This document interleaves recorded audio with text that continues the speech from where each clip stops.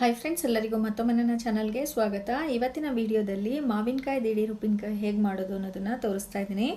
ಯುಗಾದಿ ಹಬ್ಬಕ್ಕೆ ಸಾಮಾನ್ಯವಾಗಿ ಈ ಉಪ್ಪಿನಕಾಯಿನ ನಾವು ಮಾಡ್ಕೊತೀವಿ. ಯಾಕೆ ಅಂದರೆ ಇವಾಗ ತಾನೇ ಮಾವಿನಕಾಯಿ ಸೀಸನ್ ಶುರುವಾಗಿರುತ್ತೆ. ಅದೇ ರೀತಿ ತೊಗರು ಮಾವಿನಕಾಯಿ ಸಿಗುವಂತಹ ಕಾಲ ಇದು. ಇದನ್ನು ತಗೊಂಡು ಈ ರೀತಿ ಉಪ್ಪಿನಕಾಯಿ ದಿಢೀರಾಗಿ ನಾವು ಮಾಡಿಕೊಂಡು ಯುಗಾದಿ ಹಬ್ಬದ ಊಟದಲ್ಲಿ ಬಡಿಸಿ ನೋಡಿ, ತುಂಬಾ ಚೆನ್ನಾಗಿರುತ್ತೆ.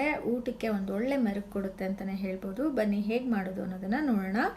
ನಾನು ಇಲ್ಲಿ ಒಂದು ಮಾವಿನಕಾಯಿ ತೊಗೊಂಡಿದ್ದೀನಿ. ನೀವು ಯಾವುದೇ ಮಾವಿನಕಾಯಿನ ತೊಗೋಬಹುದು. ಅದನ್ನು ನೋಡಿ ಈ ಥರ ಚಿಕ್ಕ ಚಿಕ್ಕದಾಗಿ ನಿಮ್ಗೆ ಯಾವ ರೀತಿ ಸೈಜ್ ಬೇಕೋ ಆ ರೀತಿ ಕಟ್ ಮಾಡಿ ಇಟ್ಕೋಬೇಕು. ಇವಾಗ ಇದನ್ನು ಒಂದು ಬಟ್ಲಿಗೆ ಹಾಕ್ಕೊಳ್ಳೋಣ. ಇದಕ್ಕೆ ಹಾಕ್ಕೊಂಡು ನಾವು ಉಪ್ಪು ಹಾಕ್ಬಿಟ್ಟು ಇದನ್ನು ಇಮ್ಮಿಡಿಯೇಟಾಗಿ ಅಂದರೆ ಕಟ್ ಮಾಡಿದ ತಕ್ಷಣ ಮಾಡುವಂಥ ಉಪ್ಪಿನಕಾಯಿ, ಅದಕ್ಕೆ ದಿಢೀರ್ ಉಪ್ಪಿನಕಾಯಿ ಅಂತ ಹೇಳ್ತಾ ಇರೋದು. ಉಪ್ಪು ಹಾಕ್ಕೊತಾ ಇದ್ದೀನಿ, ಕಲ್ಲುಪ್ಪು, ರುಚಿಗೆ ಎಷ್ಟು ಬೇಕೋ ಅಷ್ಟು ಕಲ್ಲುಪ್ಪು ಹಾಕ್ಬಿಟ್ಟು ಇದರ ಚೆನ್ನಾಗಿ ಮಿಕ್ಸ್ ಮಾಡಿಬಿಟ್ಟು ಇಟ್ಬಿಡೋಣ. ಇದು ನಾವು ಬೇರೆ ಇದಕ್ಕೆ ಮಸಾಲೆ ಅಂದರೆ ಪುಡಿನ ರೆಡಿ ಮಾಡೋಷ್ಟೊತ್ತಿಗೆ ಅದು ಸ್ವಲ್ಪ ಊರಿರುತ್ತೆ. ನೋಡಿ, ಒಂದು ಬಾಣಲಿಗೆ ಒಂದು 3 ಸ್ಪೂನಷ್ಟು ಜೀರಿಗೆ ಹಾಕ್ಕೊತಾ ಇದ್ದೀನಿ. ಜೀರಿಗೆ ಒಂದು ಕೈ ಮುಂದೆ ಇರಬೇಕು. ಜೀರಿಗೆ ಎಷ್ಟು ಹಾಕ್ತೀವೋ ಅಷ್ಟು ಚೆನ್ನಾಗಿರುತ್ತೆ. ಒಂದು ಸ್ವಲ್ಪ ಸಾಸಿವೆ ಹಾಕ್ಕೊತಿದ್ದೀನಿ, 1 ಸ್ಪೂನಷ್ಟು, ಒಂದು ಅರ್ಧ ಸ್ಪೂನಷ್ಟು ಮೆಂತ್ಯ ಕಾಳನ್ನ ಹಾಕ್ಕೊತಾ ಇದ್ದೀನಿ. ಹಾಕ್ಬಿಟ್ಟು ಇಷ್ಟನ್ನು ಚೆನ್ನಾಗಿ ಘಮ ಘಮ ಬರೋ ರೀತಿಯಲ್ಲಿ ನೀವು ಇದನ್ನು ಉರಿತಾ ಬರಬೇಕು.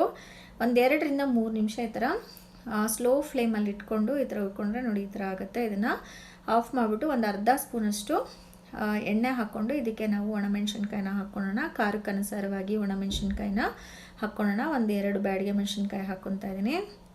ಇದನ್ನು ಅಷ್ಟೇ ಸ್ಟವ್ ಆಫ್ ಮಾಡಿಬಿಟ್ಟು ಸ್ವಲ್ಪ ಬೆಚ್ಚಗೆ ಮಾಡಿಕೊಂಡ್ರೆ ಸಾಕಾಗುತ್ತೆ. ತುಂಬ ಫ್ರೈ ಮಾಡಬೇಕು ಅಂತ ಏನೂ ಇಲ್ಲ. ಇವಾಗ ಇದನ್ನು ತೆಗೆದುಬಿಡೋಣ.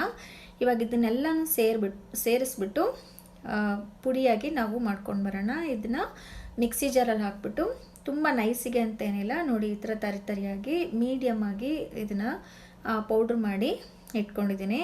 ಇವಾಗ ಒಗ್ಗರಣೆ ಹಾಕ್ಕೊಳ್ಳೋಣ. ಒಗ್ಗರಣೆಗೆ 1 ಬೆಳ್ಳುಳ್ಳಿ, ಒಂದು ಸ್ವಲ್ಪ ಕರಿಬೇವಿನ ಸೊಪ್ಪನ್ನು ತೊಗೋಬೇಕು. ನೋಡಿ, ಇದಕ್ಕೆ ಒಂದು 3 ಸ್ಪೂನಷ್ಟು ಎಣ್ಣೆನ ಹಾಕ್ಕೊತಾ ಇದ್ದೀನಿ. ಮಾವಿನಕಾಯಿ ನೆನಿಬೇಕು ಅಂತ ಎಲ್ಲ ಏನೂ ಇಲ್ಲ. ನೀವು ಕಟ್ ಮಾಡಿದ ತಕ್ಷಣವೇ ಉಪ್ಪು ಹಾಕಿಬಿಡೋದು. ಮತ್ತು ಅಷ್ಟರಲ್ಲಿ ಇದೆಲ್ಲ ರೆಡಿ ಆಗೋಷ್ಟೊತ್ತಿಗೆ ಆ ಮಾವಿನಕಾಯಿನ ಅದರಲ್ಲಿ ಸೇರಿಸ್ಕೊಳ್ಳೋಣ. ನೋಡಿ, ಬೆಳ್ಳುಳ್ಳಿ, ಕರಿಬೇವಿನ ಸೊಪ್ಪು ಸೇರಿಸ್ಕೊಂಡು ನೋಡಿ ಈ ಥರ ಸ್ವಲ್ಪ ಬ್ರೌನ್ ಕಲರ್ ಆಗೋವರೆಗೂ ಹುರ್ಕೊಂಡು ಒಂದು ಸ್ವಲ್ಪ ಅರಿಶಿನ ಹಾಕ್ಕೊಳ್ಳೋಣ ಕಲರ್ಗೆ. ಮತ್ತು ನಾವು ರುಬ್ಬಿರೋ ಅಂತ ಅಂದರೆ ಪೌಡರ್ನ ಹಾಕ್ಕೊಳ್ಳೋಣ. ಉಪ್ಪಿನಕಾಯಿ ಪೌಡರ್ನ ಹಾಕ್ಕೊಂಡು ಮಿಕ್ಸ್ ಮಾಡ್ಕೊಳ್ಳೋಣ. ಸ್ಟವ್ ಆಫ್ ಮಾಡಿಬಿಡ್ಬೇಕು. ಇದನ್ನೆಲ್ಲ ಹಾಕಾದ್ಮೇಲೆ ಉರಿತಾ ಇರಬಾರ್ದು. ನೋಡಿ, ಇದನ್ನು ಈಗ ನಾವು ಈ ಕಟ್ ಮಾಡಿರೋಂಥ ಮಾವಿನಕಾಯಿನ ಇದರಲ್ಲಿ ಸೇರಿಸ್ಕೊಂಡು ಚೆನ್ನಾಗಿ ಮಿಕ್ಸ್ ಮಾಡಿಕೊಂಡ್ರೆ ದಿಢೀರ್ ಮಾವಿನಕಾಯಿ ಉಪ್ಪಿನಕಾಯಿ ರೆಡಿ ಆಯಿತು. ಈ ಯುಗಾದಿಗೆ ನೀವು ಸಹ ಟ್ರೈ ಮಾಡಿ, ತುಂಬಾ ಇಷ್ಟ ಆಗುತ್ತೆ. ಅದೇ ರೀತಿ ನೀವು ನಾರ್ಮಲಾಗಿ ಉಪ್ಪಿನಕಾಯಿ ಬಡಿಸೋ ಬದಲು ಈ ರೀತಿ ಈ ಮಾವಿನಕಾಯಿ ಉಪ್ಪಿನಕಾಯಿ ಬಡಿಸಿ ನೋಡಿ, ಊಟದ ಮಜಾನೇ ಬೇರೆ ಇರುತ್ತೆ. ಹೇಗೆ ಬಂದಿತ್ತು ಅನ್ನೋದನ್ನು ನನಗೆ ಕಮೆಂಟ್ ಬಾಕ್ಸಲ್ಲಿ ತಿಳಿಸಿ. ಈ ವಿಡಿಯೋ ನಿಮಗೆ ಇಷ್ಟ ಆಗಿದೆ ಅಂತ ನಾನು ಭಾವಿಸ್ತೀನಿ. ಇಷ್ಟ ಆಗಿದ್ದರೆ ಲೈಕ್ ಮಾಡಿ, ಶೇರ್ ಮಾಡಿ ಮತ್ತು ನನ್ನ ಚಾನಲ್ನ ಸಬ್ಸ್ಕ್ರೈಬ್ ಮಾಡಿ. ಅದೇ ರೀತಿ ಈ ವಿಡಿಯೋ ಮತ್ತು ನನ್ನ ಚಾನಲ್ನ ನಿಮ್ಮ ಫ್ಯಾಮಿಲಿ ಮತ್ತು ಫ್ರೆಂಡ್ಸ್ ಜೊತೆಗೂ ಸಹ ಶೇರ್ ಮಾಡ್ಕೊಳ್ಳಿ. Thank you.